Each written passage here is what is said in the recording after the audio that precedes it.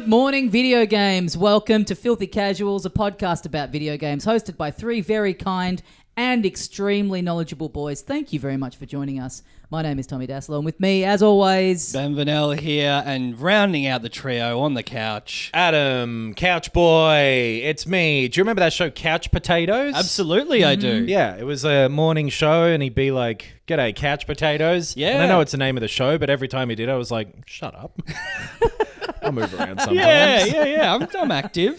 Yeah, he like had a little baseball cap on and maybe a mullet, I think, from memory. That sounds probably true. And he was always, because he had a couch on the set. This is like, they play cartoons and shit. Yes. This is one of those shows. I've got to be honest, I got zero recollection of this. Yeah, What network are we talking? I think ABC. ABC? Yeah, ABC. Or What shows was he throwing to? Bump in the Night was on this one. Okay. Yeah, right. Yeah, all right. I remember, none of the shows that were on it, but it was like Cheese TV. It was like, I don't know what they have in... I remember Agro's Cartoon Connection. Yeah. It was Saturday TV. It was the Saturday Disney competitor. Right. Yeah, What's right. up, Doc? But he was always sitting on the couch as well, but like up on the top back of the couch. He with was his cool. feet on the Dangerous. couch. Yeah. That's dangerous. My memory of this show is that it was the cool show. Yeah. This is the guy who's like, "Brother, we got the fucking rude cartoons here. We got Bump in the Night." I reckon the person who invented the sitting on the top of the couch, they were trying to bring the cool teacher sitting backwards on the chair mentality Man, to a the couch teacher and spinning a couch 180 degrees. exactly. And then sitting on the top. Beautiful stuff. Lying on it, head facing outward, legs akimbo up over the back, and being like, "This doesn't look cool at all. The students are going to roast me alive for this one. It's going to have to be sitting on the back of it." Are you guys paying attention still? Do you respect me? Why do you all have your phones out? What are you filming? In the 90s. No, now. This is a now teacher doing it. Oh, wow. Okay. You think so? You think a cool teacher is still doing the backwards chair sit? I think so. I I'm think they're always probably looking at like the present. dabbing or something, right? Yeah. Planking. Get up and vape in front of all the kids. Be like, "All right, kids. I'm the cool teacher. So watch out for me." Yeah. Welcome to the show. Welcome to the show. Big week of news. We've been talking about this for a little while. Man, for years. Yeah, but it finally happened. The ink has dried. The checks have cleared. Yes. It's done. The UK regulatory body. Mm-hmm. If I said you had a UK regulatory body, would you hold it against me? Probably. Yeah. Nice. Drag it out for leak some emails. They've passed the Activision Microsoft thing. That's done. They've all posted celebratory tweets. They had a weird fucking thing. So Bobby Kotick, the Activision head, he's the cordial guy. Yeah, my dad picks the games that I do not like. He is remaining until the end of the year as CEO, but then seemingly will be gone after that, which, good. I don't like the cut of that guy's jib, to the point where they had like a Q&A thing with him, like some investor, I think it was, roundtable-y kind of thing, but hosting it with kind of pre-loaded questions, I think. Yeah. And he got James Corden to host that for some reason. Yes. That's how good this guy is at taking the temperature. Is that he's like, it'll make me look good? Having James Corden vouch for me. Yeah. Yeah. I mean, maybe like by comparison. Yeah. Even then. Gaming is, I reckon gaming as a whole is very guilty of that. It's like, hey, we've got the coolest guy we can think of. This dork. Yeah. Here's The Rock showing you the Xbox. Yeah, do you want yeah. it now? Yeah. Kind of, actually. He'll be gone, I think, at the end of the year. They've said some stuff about like questions around, okay, so when will Game Pass be a factor for Activision games? Not this year is the answer to that. So like Call of Duty and Diablo and their like this year games won't be on Game Pass until next year. Yeah. They haven't, which is only like 3 months away. It's not far. It's not as big of a statement as it seems. Yeah. Just like they can't capitalize on the launch of Call of Duty for this year. Right. Yeah. But then, I don't know how much of the back catalog will end up, because with Bethesda, when that all wrapped up and became merged, they've chucked an awful lot of the library of Bethesda's games on Game Pass sort of indefinitely. So it'd be interesting to see if, like, okay, does every Call of Duty game end up on Game Pass now? Yeah. Yeah. You would think so if you've acquired it. You've spent all that money. and you want to get people onto Game Pass, like Yeah. because what's the final price? It's like 61 billion, something yeah, like that. something insane. So next year will be all of that stuff. There was like a thing similar to that like Disney's board or investors or some upper whatever at Disney were pressuring them to maybe buy EA. Did you see this? Did you hear about this? I did not, Jay. Then the news. Do a joke. Do a monologue joke about it. Yeah, okay. Disney's going to buy EA. What does Monica Lewinsky think? That's what he would do. Disney tried to buy EA. They accidentally bought Eeyore. They already had him. Yeah. Okay. Well, you do better then. No, I love it. I'm impressed. Oh, sorry. That head in hands was like, I can't believe I've just heard something so good. Yes. How am I going to carry on living knowing that there's never the opportunity to hear something like that again? Yeah, I knew it was my turn, but I was like, no, that's the best one. But you can't. It sounds similar to EA. Yeah. If you flipped over to Letterman and he's like, Leno had the best one about this, so we're not going to have a crack at it today. Yeah, just wheels over a little TV and just plays that one There joke. you go. Monica Lewinsky. Oh, you went with that one. Okay. There's no like actual sort of movement on them doing it, but they were. It seems like this has, as was the fear or prediction, emboldened others to go, cool, we can maybe get big shit under our banner too. We definitely can, because the issue of, what is it? Something trust? Antitrust. Yeah. Or anti-competitive stuff is like, well, there's a precedent now. It's out the Yeah, window. yeah. The mnemonic you can use is you trust your auntie, you doubt your uncle. That's how I always use it. Oh, okay. Eeyore. Eeyore, Dave. Everything else in the news we're not going to touch. Okay. Yeah, I mean, it's kind of, this feels like it's dragged on for so long that on the one hand, it's like, okay, great, we're done with this in the news cycle now. This is like a button on the end of that. But yeah, as you say, now we'll just start to see all the, rumor, this company's going to try and buy this one now. Yeah. Which, is bad.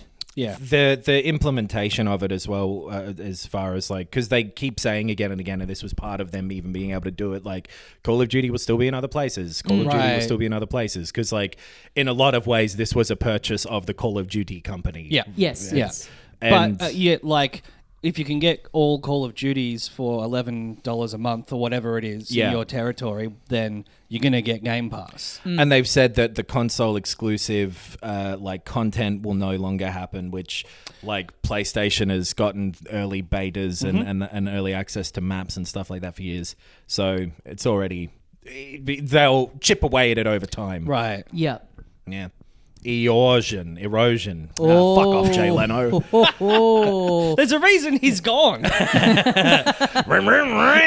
That's my Jay Leno impression. So yeah, that's done. We can stop talking about that until the actual implementation of it comes up, and then we'll continue to talk about it. Well, what else have we got to talk about? Switch 2. I guess we'll just talk about Switch 2 for the rest of the podcast, Yeah, right? that'll keep going. GTA 6 rumors. Yes. This might be the first week in a long time where there hasn't been a fresh Switch 2 rumor. Yeah. In between us let's recording. Let's cook one up, see if we can get it out there into, on TikTok or something. Switch 2's cancelled. Oh, great. Yeah, that's Yeah. that's the best. Yeah, GTA 6 is in the Switch 2 and the vice versa. and it's only on a phone now. Speaking the of- Switch 2 is a phone. Well, the cross branding wise, Yes. and companies being big with other companies. Oh, Synergy. Synergy. Yep. Alan Wake. Yep. Everyone's favorite superhero. What I about don't think he is. He's a writer. what about Alan Woke? Okay. Has anyone Yeah, okay. has anyone come up with that? Yep. I wish I'd played the game so I could get in the mix here because this sounds like a lot of fun. I'm shining my flashlight on inequality. Yeah, There we go. My Yep. nightmares feature representation of all diversities. Yeah. Yeah, I'm being chased by heaps of different people. Yeah.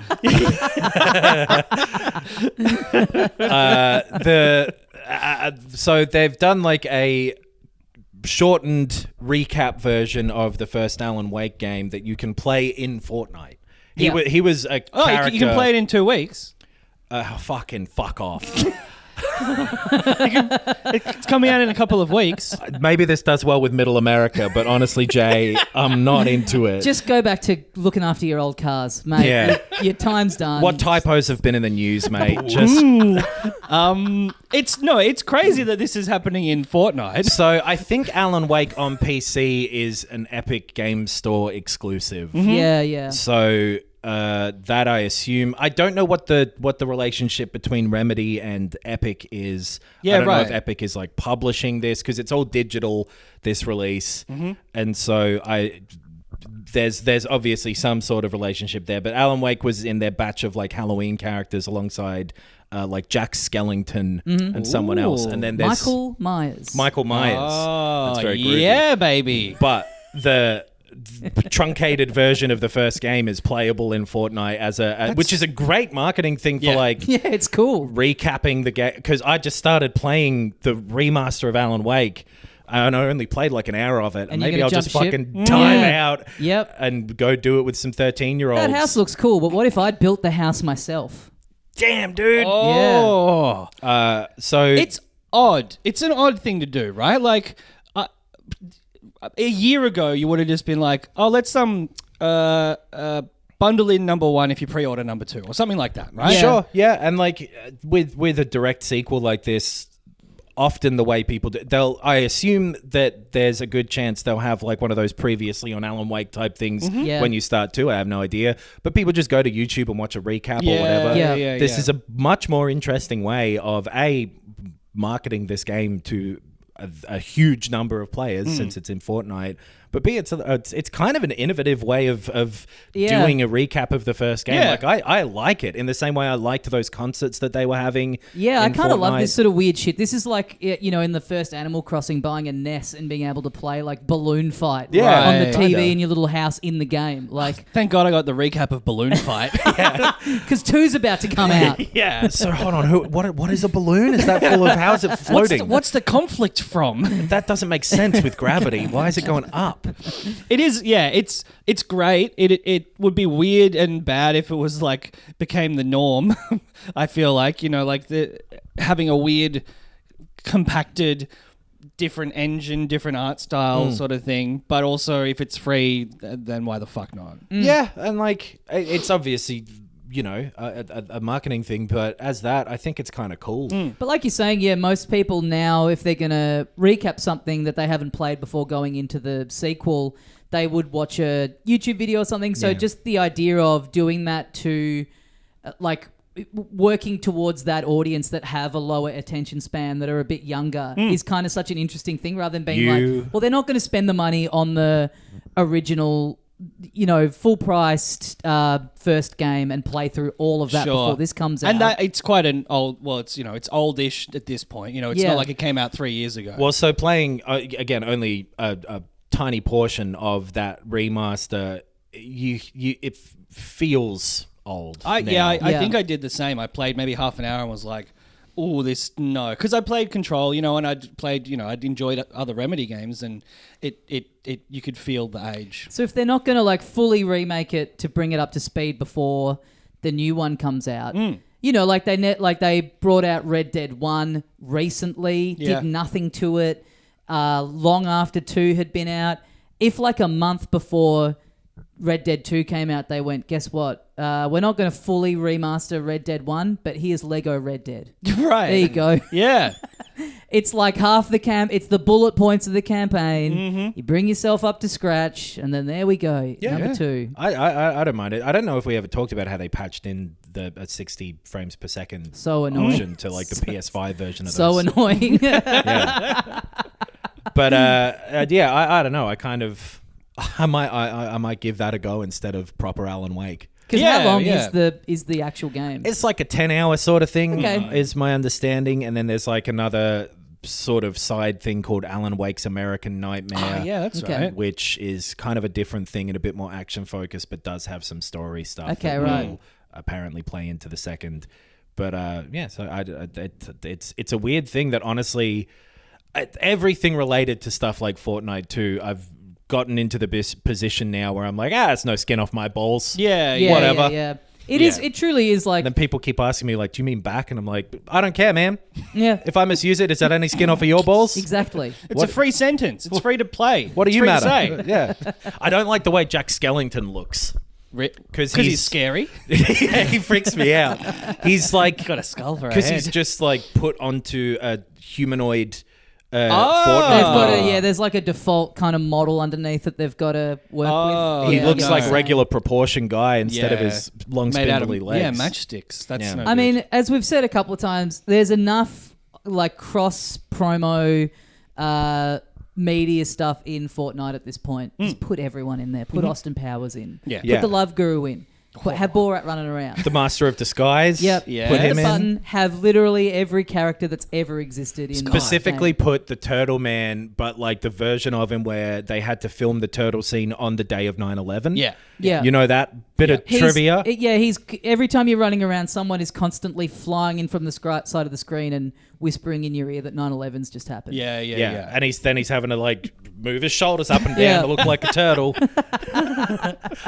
One of the weirdest moments in history. Yeah. I love it. And another little bit of news that I saw that I liked. There Oh, was yeah? an interview with I don't know why, but with like the guy whose name I didn't recognize, Hidemaru Fujibayashi. Okay. He's like apparently the head of Zelda. Right. In some way, which I thought was Enuma, but I'm wrong. Anuma's the guy that they always trot out for those presentations and interviews and stuff. Is he the director or the producer? I'm not sure at this point, and Yeah. but I assume they're in a process of slowly introducing this next generation kind of thing because he'll Everyone's be out getting the old. door at some point. Yeah. By the way, just as a quick side thing, I just was reading a bit of this before on the Nintendo website. They've got these developer interviews about Mario Wonder, which are really interesting. It's like the couple of the producers, the designer, and Koji Kondo, the composer, all kind of sitting down and talking about like the genesis of the game. There's some really interesting tidbits Super in Nintendo there. of the game, you mean? The Mega Drive of the game. Yeah. And okay. how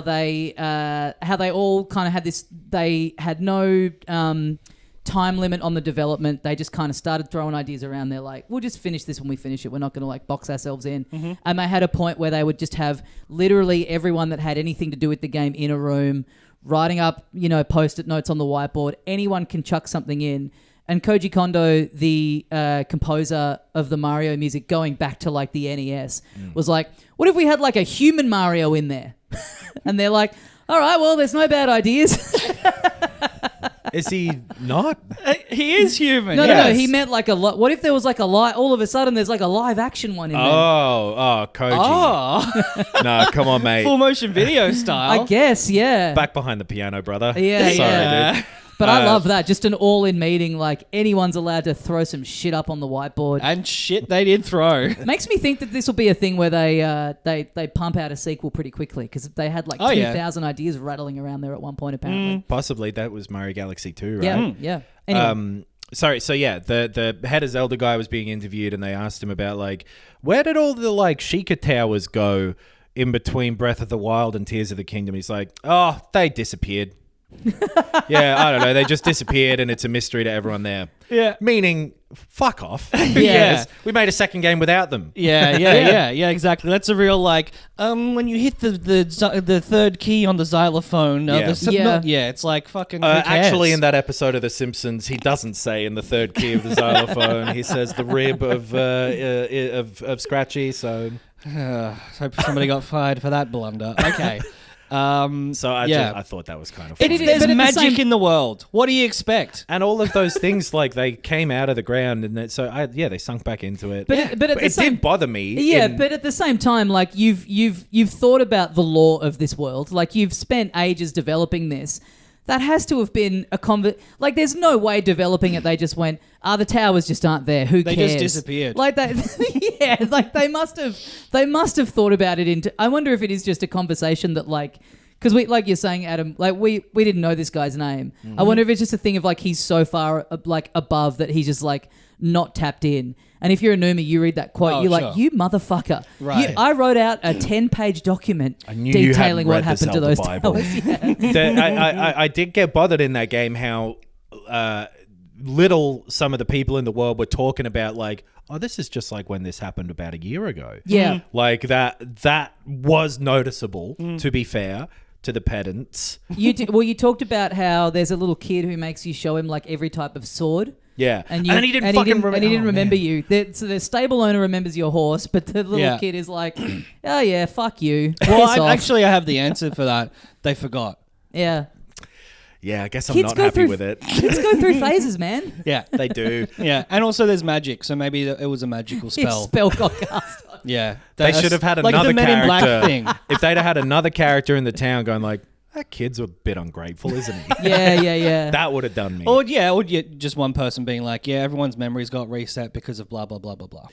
But the blood moon. I've never gotten massively into like the Zelda timeline and well, that's the thing. All All those games are happening in different planes of reality anyway. So like, whatever. Yeah. Sound like the head of Zelda. That should have been his answer. Yeah, whatever. Shut up, I'll dude. point you towards a little book. Shut up, nerd. It's called the Who Gives a Shit Compendium.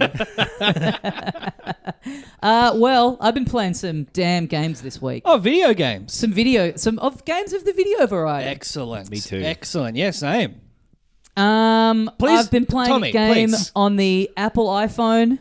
Recommended to me by one Adam Knox. That's me. Okay. A real Centipede? life Close. ruiner of a game.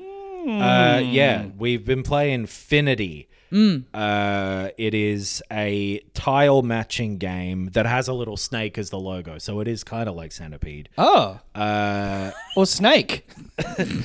It's nothing like those though. It's more like you've got a grid of 4x4 grid of different colored tiles with shapes on them as well if you're colorblind. It sounds beautiful. It like is. a little backstop for a kitchen. And you just look at it and enjoy like a mosaic. Yeah, It's nice. wonderful. It's like the bottom of a swimming pool.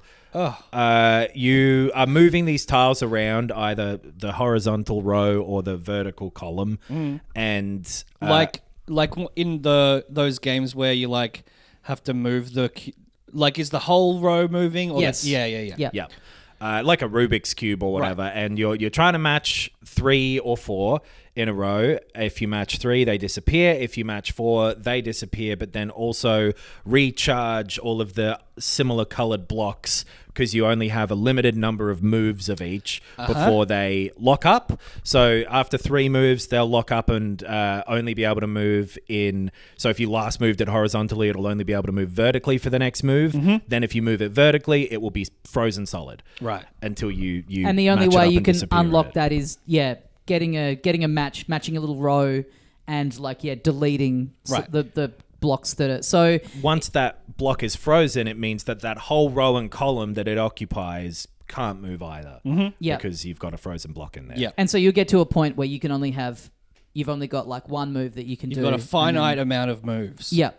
And so you'll do that and then you're filling up a meter, and when you fill that meter up, you go into the level up phase, which is where you might have to do, it kind of gets more and more difficult the further on you go. But for the start, it's like once you do 2 matches, you get a little special block, and then you need to get 3 of them and match them together. And then once you've done that, you move on to the next level. Right. So it'll give you things where it's like you're going up ranks. So it'll be like you have to go up 5 levels to clear this rank. Now you've got to go up 7 levels, and the level up phase is getting more and more involved each time. And it adds in little wrinkles with each rank as well. And like to start with, I kind of wasn't really paying too much attention to the numbers and not able to get very far. And then it becomes really about like, okay, I've really got to look at the board and see like, okay, that one's got 1 left on it. So I've got to take that out quickly because otherwise it's going to get me locked. Like it becomes more about like looking around and really using your moves as strategically as you can. Getting the 4 in a row becomes really important because that will recharge your blocks of the same color so you can move them more. You've really got to be planning ahead. You'll get like new blocks introduced, like these sort of grayed out ones that you'll need to drop another block on top of it after the row above it clears to shatter it and reveal the thing inside. And you'll be getting like, you've got 3 spaces for like a power that you can use that's charging as you do more moves. And those will be things like putting in a block of whatever this color. So like you'll just have a green one sitting there and you can bring that in if you want. Or swapping 2 that are them, next to each other.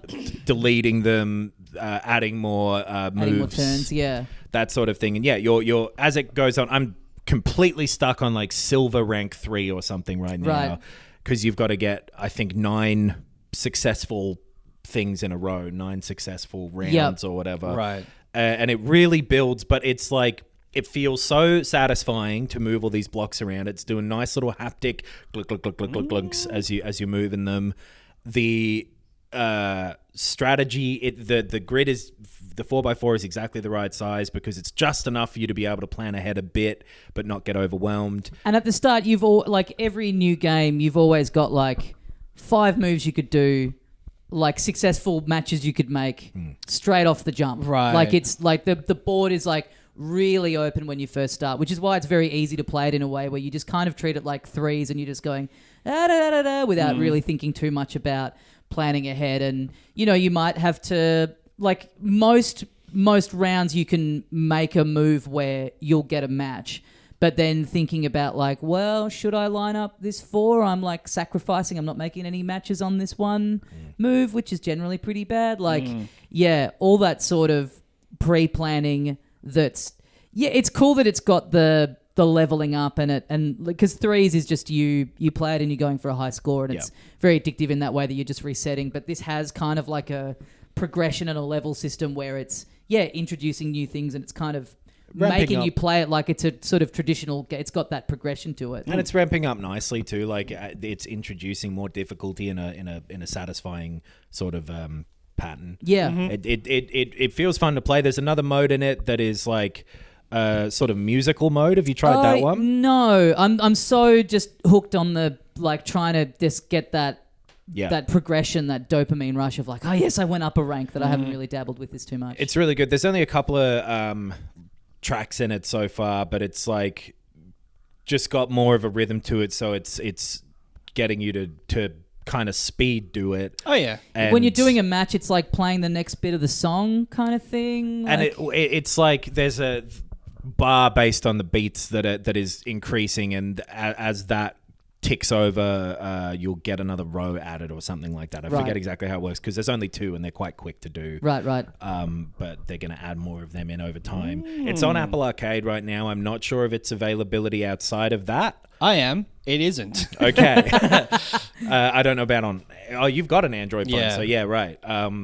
It that's must be a shame. I think they do a lot of like timed exclusive stuff where eventually it'll be on other stuff because it's a pretty perfect phone puzzle game. It's the real scratching the itch of threes and all that other stuff. It's like the sort of Tetrisy, if you like that kind of stuff. This is really going to do it for you. Yeah, super simple and satisfying, and one of those ones where when you try and explain it like this, it sounds way more in depth or whatever than right. It's more intuitive. When I've been dreading it all week. Very natural to pick up. Put into words what you're actually doing. I know it's you know what you're doing. It's matching blocks of colors. Yeah. Heaps of video games do it. It's classic like this style of game where it like tutorializes you really nicely, where you open it up and it's got the most simplistic version of it. It's like, why don't you try moving this across? Right. Oh, wow. Do you see what happened there? It's like really hold your hand in this really nice way where you're like, okay, I'm a genius. I love this. It's very fun. And so if you've got Apple Arcade or you have something where you'll get a month of it or whatever,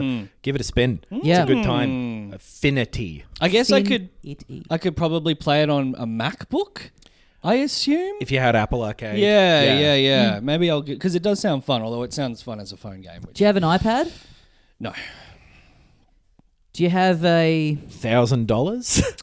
No. Do you have an iPod Patreon.com/filthycasualspod. I wish.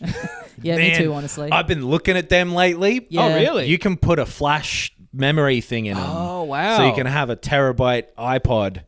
Oh, imagine that. Go dream. back to the old days. No one can call you on your iPod. It'll be the best. There's no Twitter on there. Fuck yes. I still love that. Going for a run and just leaving the phone at home, taking the classic iPod. Yes. That was part of the thrill, was just like, yep, I'm off the air. Yeah. Now I'm like checking emails mid-run. Bullshit. Well, it sounds like you would enjoy being back in steampunk times.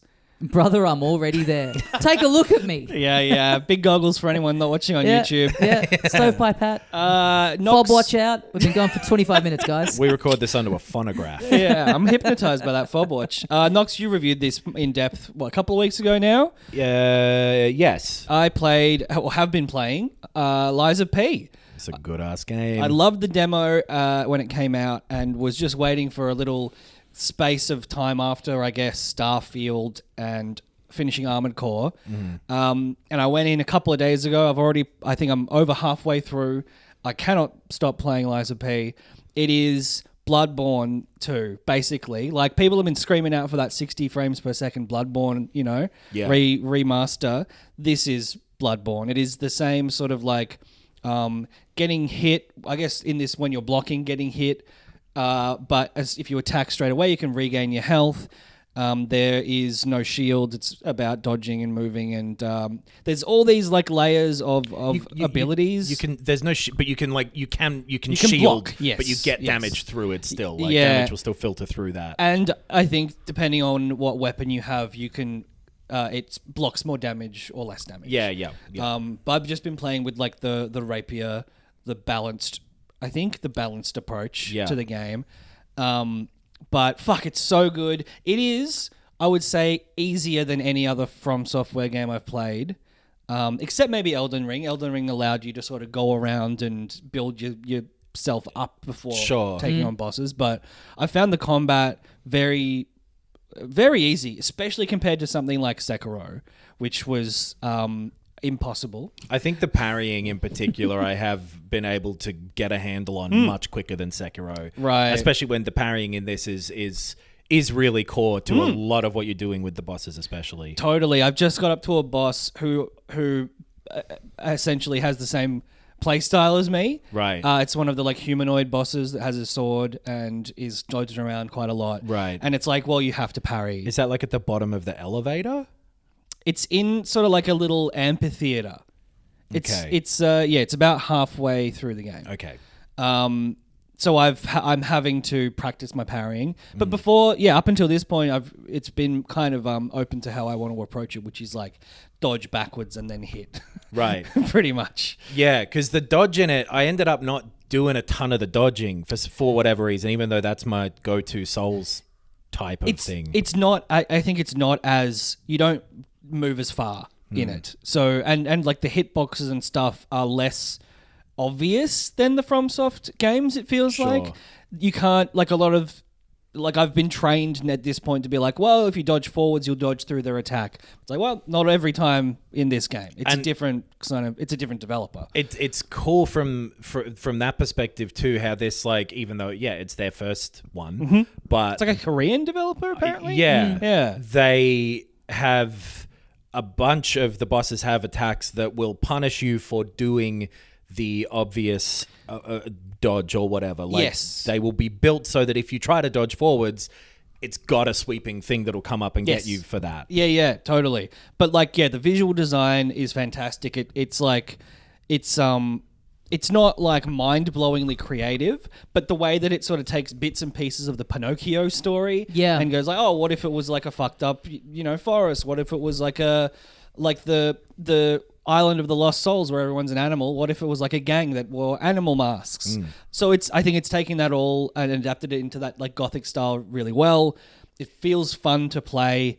It's so Moorish. And I think there's less of a difficulty barrier than certainly the Souls games and definitely Sekiro. So it might be a good one for people to try if they have found that a bit of an issue. Maybe. I found I guess I was doing like a heavier play style, which I don't normally do in these sorts of games. So a big great sword or something. Yeah. One of the big fuckers you're holding over your shoulder the whole time. Yeah. Which I think transitioning to that type of thing whilst playing it made it not that easy for me, but I've been enjoying it just the same. Yeah, right. Yeah, highly recommended. It's on Game Pass. There's I don't remember how this, I think it might have been some sort of data mine or something or other, or it's like a job listing. Oh yeah. One of those type of things where there's DLC coming for it at some point, which isn't too big of a surprise. But hell yeah. Agreed. It's a great game. Are you finding that when you get... Because I kept forgetting that it's Pinocchio. Again and again through the game. So every time something Pinocchio happened, I'd be like, oh, right, this is Pinocchio. Yeah. That's so stupid. It is like Geppetto, like going and talking to Geppetto. It's so funny. It's ridiculous. But it's cool. And it is like a departure enough that, like it is sort of...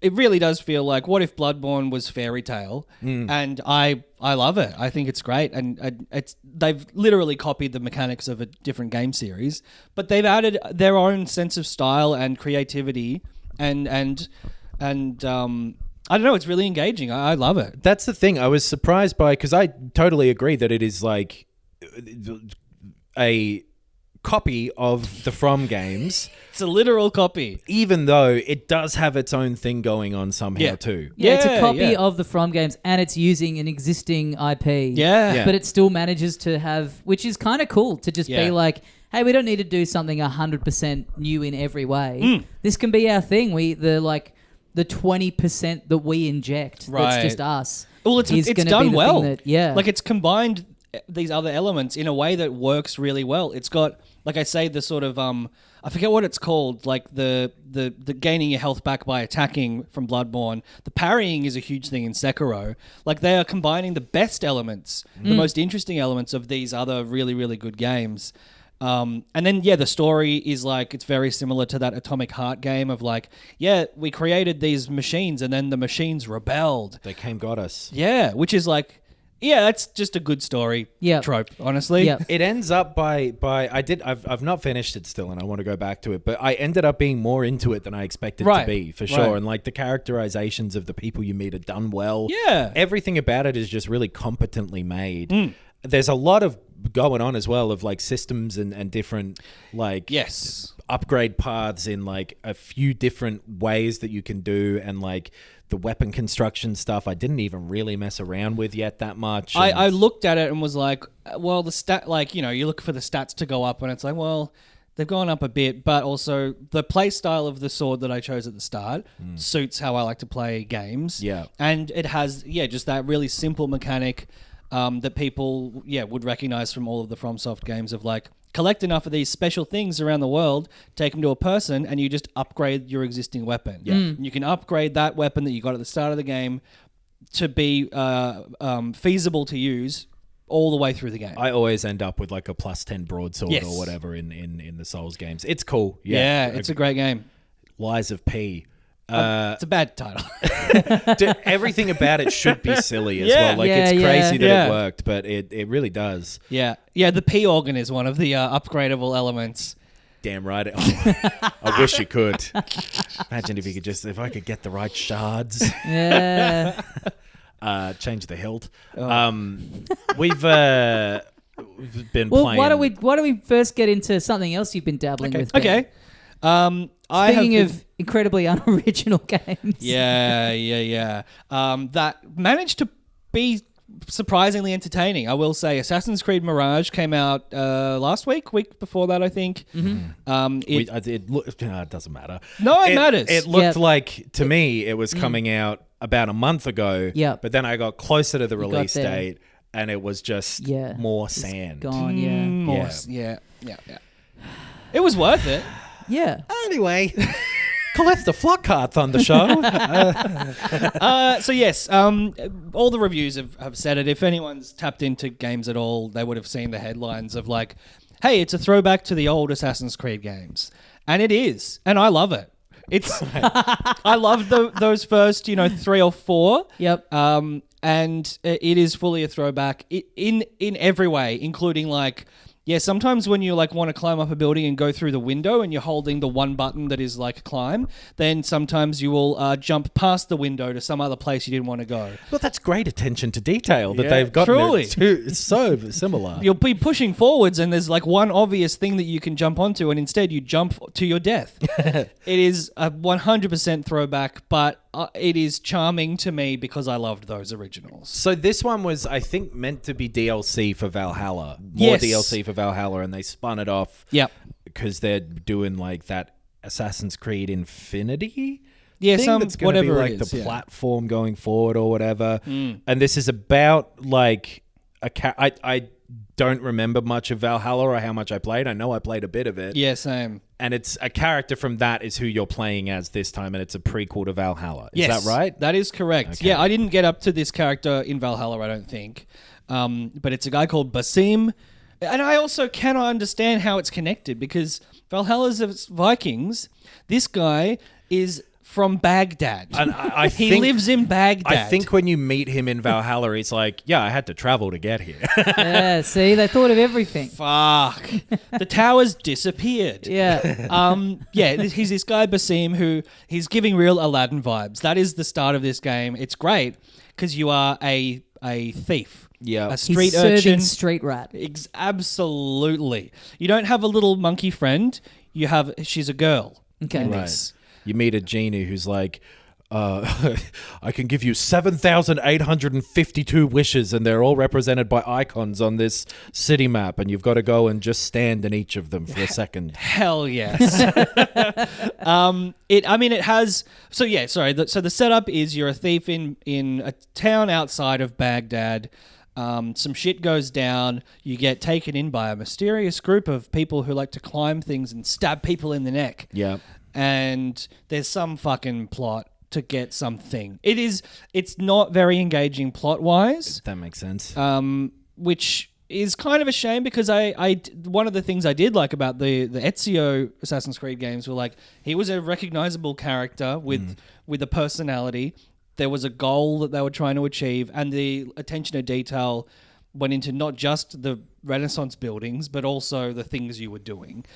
And it is a bit less engaging in Mirage. Well, and they've fallen off of I liked back in the like Assassin's Creed 2 trilogy, whatever days, the interplay between the modern and the memories. Yes. And the progression of the present day or future or whatever, the future story.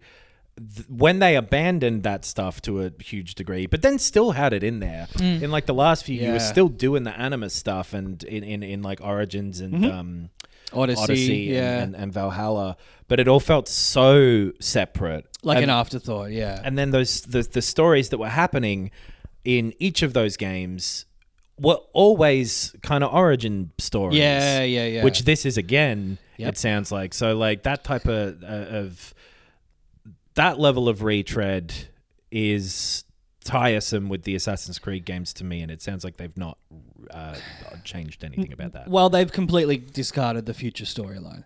Okay. It's literally like voiceover over the opening credits. Okay. And then it's like, nah, you're a guy who lives in feudal Iraq. Right. That's it. Don't worry about it. It feels like Watch Dogs made them not... Because those early Assassin's Creeds were building to an Assassin's Creed set in their world's present day. Yeah. Which then they didn't do, but they did do Watch Dogs, which was like Chicago or whatever Assassin's Creed, basically. Yeah.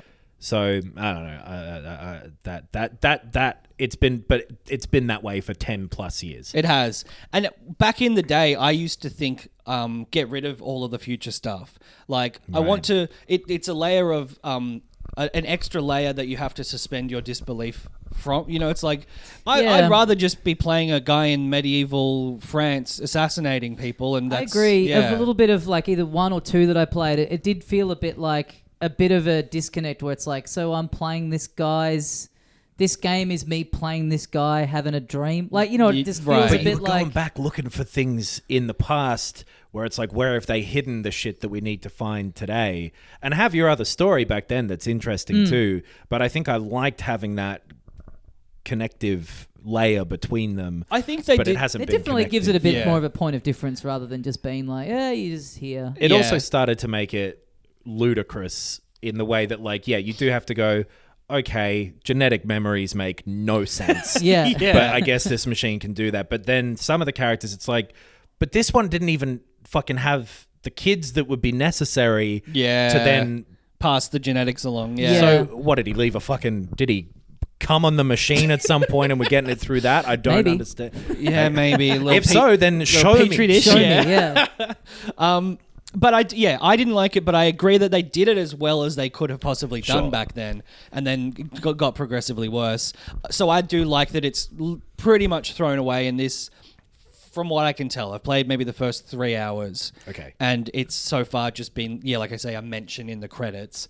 But yeah, the traversal is back to being what I remember it being like in the early ones. They've made more of an effort to create big structures and buildings and things to climb. Like that was, I think, missing in Odyssey and Origins and Valhalla. Valhalla definitely as well, yeah. Bunch of towns, like villages and shacks and stuff. You were doing a lot of riding across kind of flat land. Yeah. It was more like The Witcher, those last three, which was fine in its own way. Totally. It was a different kind of game, though, and it appealed for a different reason, whereas I liked those early ones where, the climbing and stuff, there were challenges, there were climbing, platforming challenges that you had to figure out, jump over here, swing through this, and then climb to the top of this perfectly recreated Renaissance, church in Florence. This is sick. So that it's gone way more towards that. Cool. Visually, it's incredible. It's just ridiculous.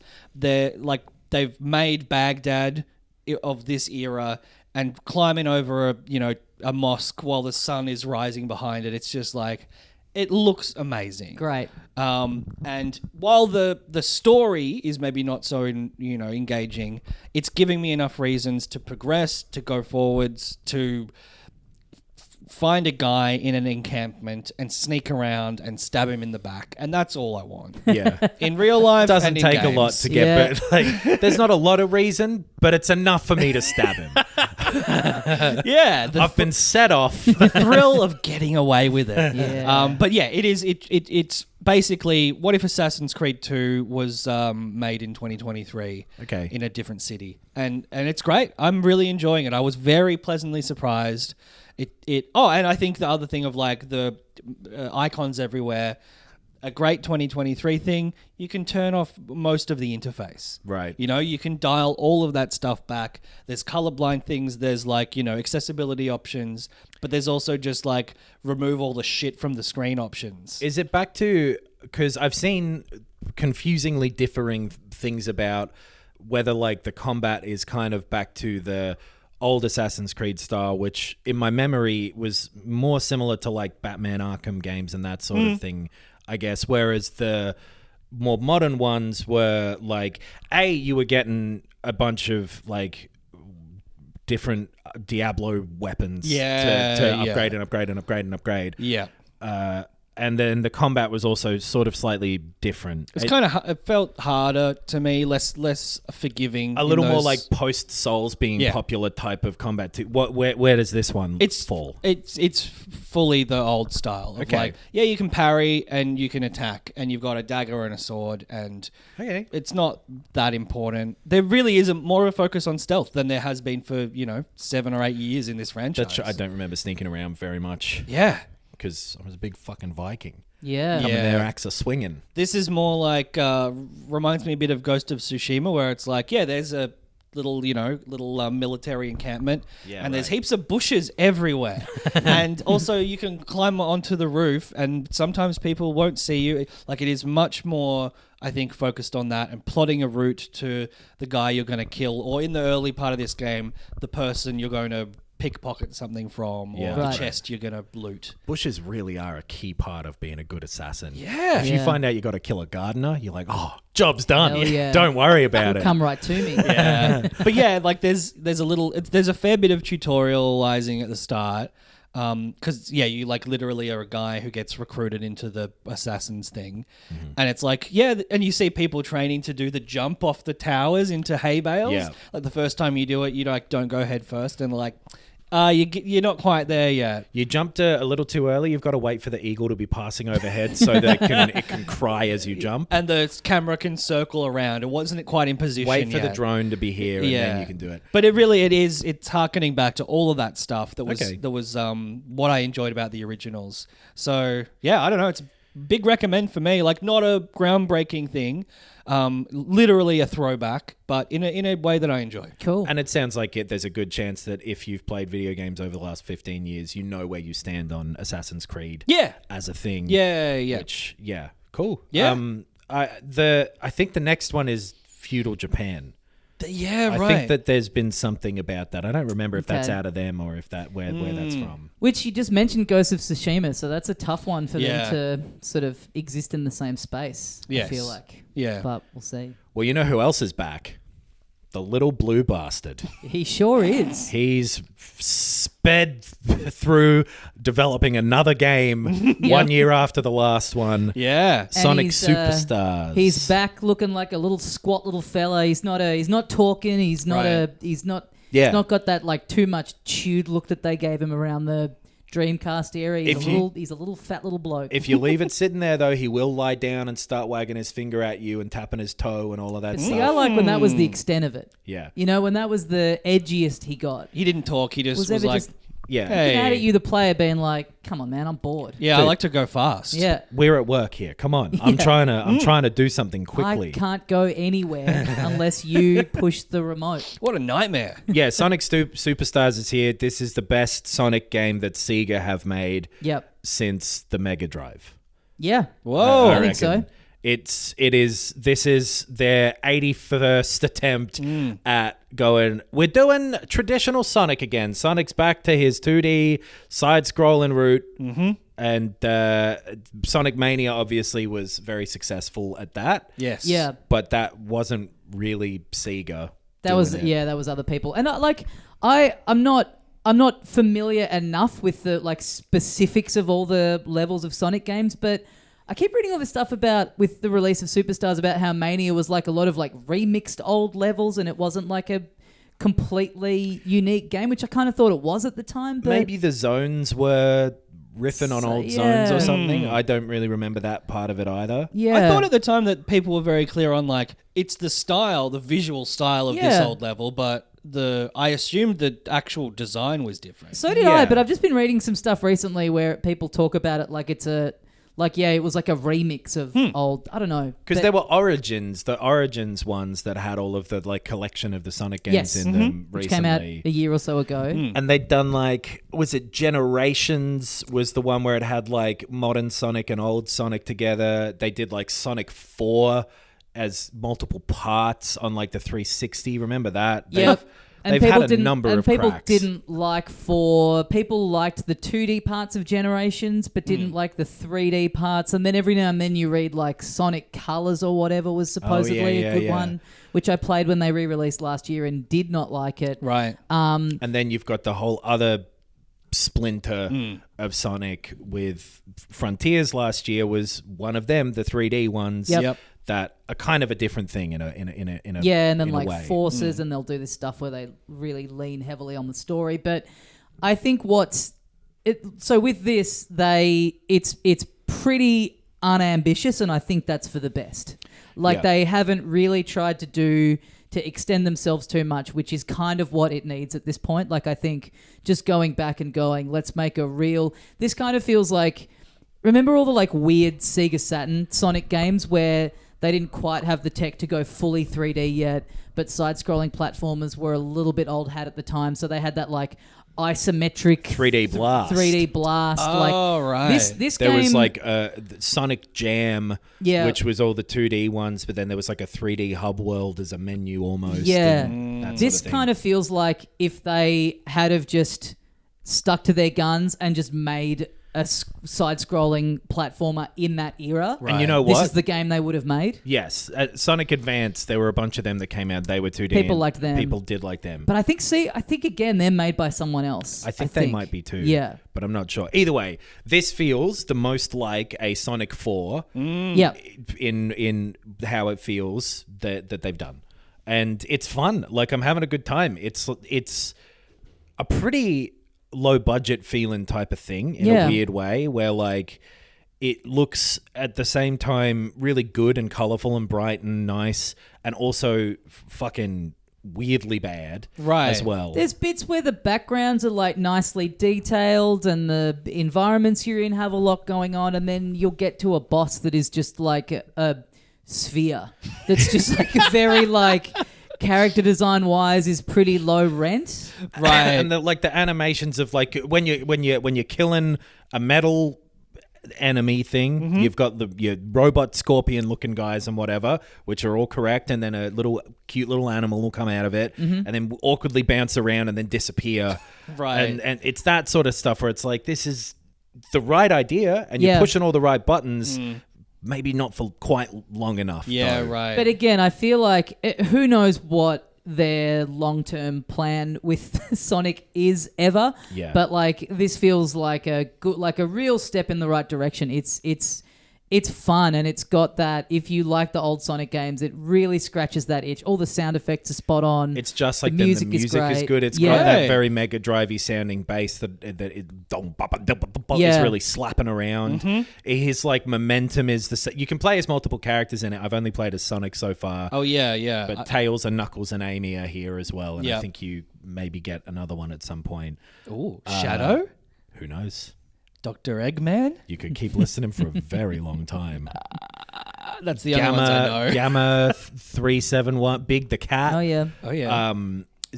Rouge. Vex.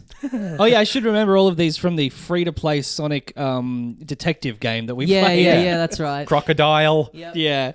So- That had some of those isometric platforming sections in it. It's, Oh, oh God, it yeah, did. yeah, I that's forgot true. about Yeah. that. Yeah, little throwback. But so his momentum, Sonic's, is the same, where he takes fucking ages to ramp up, Yeah, or you sure. can speed up in your ball and zip off. But it controls the same as those ones did, where it's like sort of awkward when you're platforming, but when you're zipping along, right. it feels nice to be racing through this. And it has the thing that some of those did too, where I am finding parts where it's like there's no way to react to that in time. Like, Yeah, I think this is... I've been reading a thing about how some people feel really split on Sonic, where some people just want it to be pure momentum and speed, and then some of the games Sonic the call... pinball. Yeah, Yeah. some of the games call for you to do a bit more exploring, which this sort of has in it as well. And it's kind of a nice mix of it. This yeah, one, honestly. and I've seen some reviews sort of say that they're a bit... That's not what they want out of Sonic, but I kind of think like... You can't have a game where you're just rocketing through a speedway and not do it. You know, I think Sure. it's sort of got the balance right where you'll hit bits where it's just like really letting you fly. Like it just sends you right off, and then and then you're kind of looking around and you get these little abilities which you unlock, and there's one that will reveal hidden platforms. So Right. if you use that at the right time, you'll find a little platform across to like a little hidden area with some stuff in it. And Those feel maybe like a little underbaked or something to me. Those abilities. I keep forgetting they're there, except Yeah. for it'll tell you, like if you've unlocked the one where you can see the hidden platforms. If you're in a bit where there are hidden platforms, it'll come up with a little thing down the bottom of the screen saying like, "Hey, maybe activate Right. this now." There's one where you can just sort of like when you activate it, you can point in a direction and just sort of jet around in that direction for multiple jumps. Right, That helps you right. get to just kind of clear levels. But just with the like, I do in the fast bits, I kind of wish you were maybe zooming out a little bit more and Yeah. had you a bit towards the back of the screen. So I don't mind the mix between the sort of more platformy bits and the faster bits, but I'd love to be able to have enough time to anticipate See what's coming up. No, I totally get you.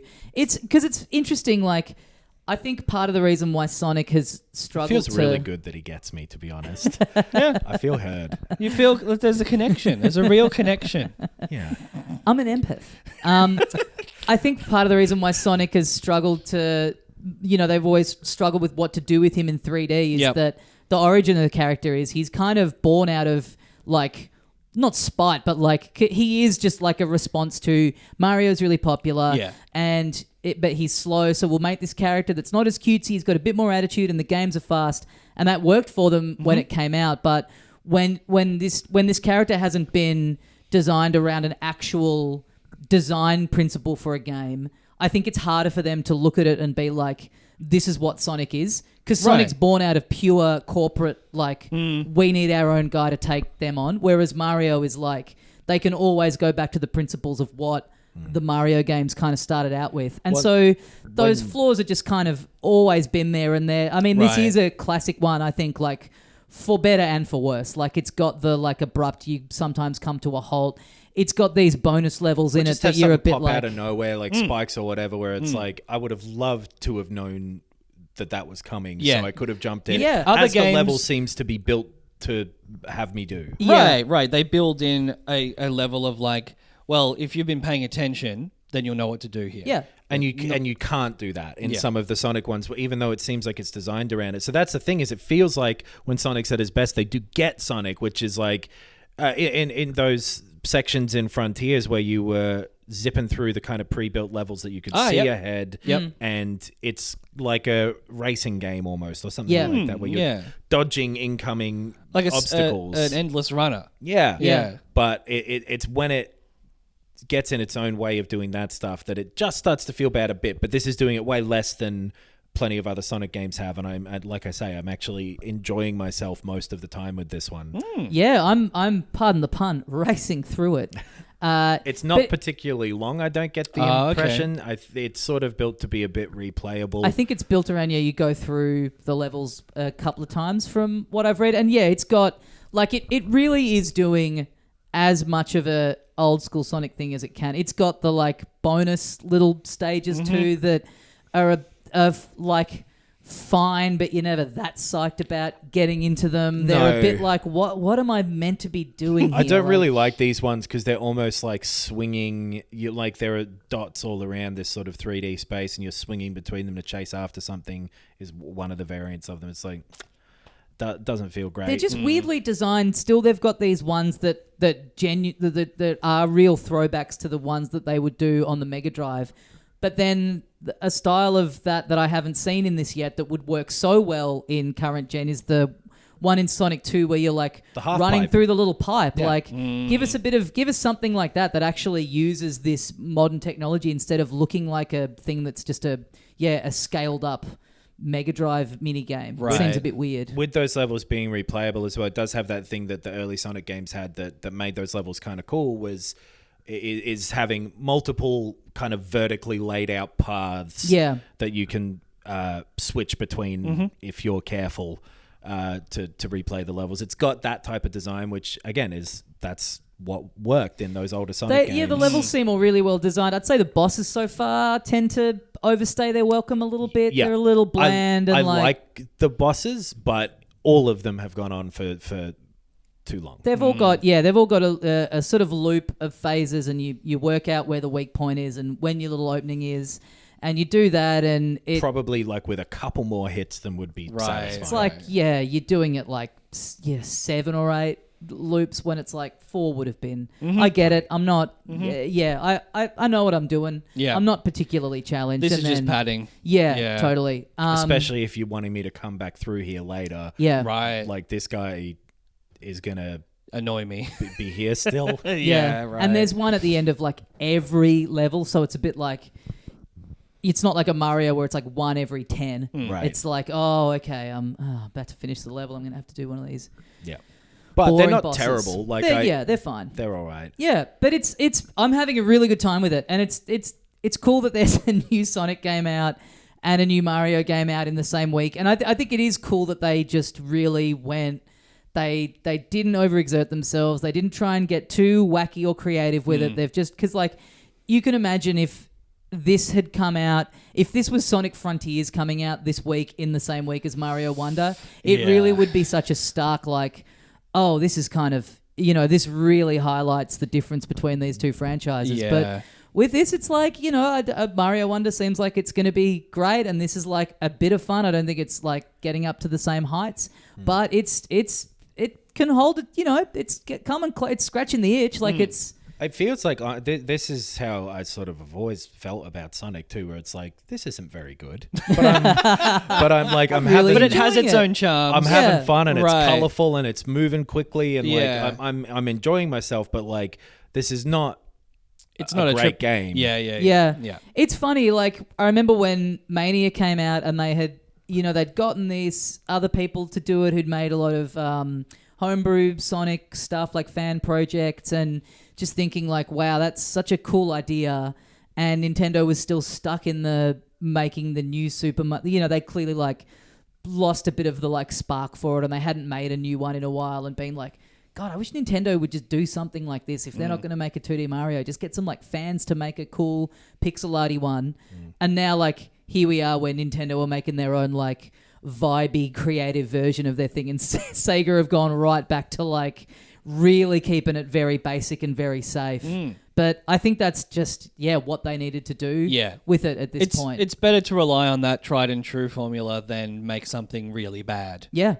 I mean, if they just pumped out like fun little levels, like they don't really need to do too much with this, I don't think. And they could improve this that they're doing, but like this is more along the lines of like what you're doing here is a thing that is pretty unique to this, right? Yeah. And like has an identity that the others lack for me, right? But like you say, like with the format of this game, maybe there is no way to evolve it. It has its own little weird flaws. So pull that camera back out. Give me a second more. Yeah, that's it, right? That's Like what's next. quality of life, rather than like, what if he didn't go fast, or what if 3D? Just like no, just improve this thing that you have. But they just really weirdly do seem like a company that does not know what's good. Like even Sonic Origins, they were using versions of the games that are, they had like a great, pretty much perfect version of Sonic CD out there, and they didn't use that version on Origins. They went back and they used like an emulated original hardware, but like just little things like that where they just sort of don't get it. They're not very like player focused in a weird way. Sonic Mania being so good and them not making another one, and the team being ready to go. The team like wanting to make more. They should have just gone, okay, you guys handle 2D Sonic now, and we'll do our weird 3D parallel. We'll put him in an open world, which could be cool, but we'll make it a really drab, Scottish looking dreary landscape. Mostly empty. Yeah. Anyway, Sonic's great. Fun game. I reckon if you've ever liked your old school Sonics, you'll have a bit of fun with this. I reckon. I think so too. And much in opposition to what Sonic would do, though, I don't think there's any need to rush to buy this. When it's on a bit of a sale, though, I think so. Right, Yeah. when you've got a little sort of thing. Gap in your own gaming sort of time. It's actually kind of fun. It's a good game. More than I expected. When they announced this, I thought they're gonna fuck this up completely. I don't know why they're not just making Mania 2. And now that it's out, it's like, I kind of get it. Yeah, they wanted to do their own take on it and kind of go right back to the drawing board. So it's so much better than I expected it to be from when it was announced. Yeah. Well, that's going to do us for this week. We will be back next week. Big week, Mario Wonder and Spider-Man 2 on the docket. Very excited for both of those. But until then, thank you for joining us. Head to filthycasuals.com.au for the links to everything that we have going on. We've got the Patreon. Get on there. Get an extra show every week in the inbox where we talk about movies and TV. Yeah. And I'm going to talk about a book this week. Not to turn anyone off the Patreon. I'm going to talk about a TV show about superheroes. So okay. Welcome brought back. it back in. Get on the YouTube. We've got the Let's Plays. We've got the video episodes. We've got all sorts of stuff on there. You can watch Tommy saying that sentence if you want to. You can zoom right in. And if you're doing that, you could also podcast as well. Yeah.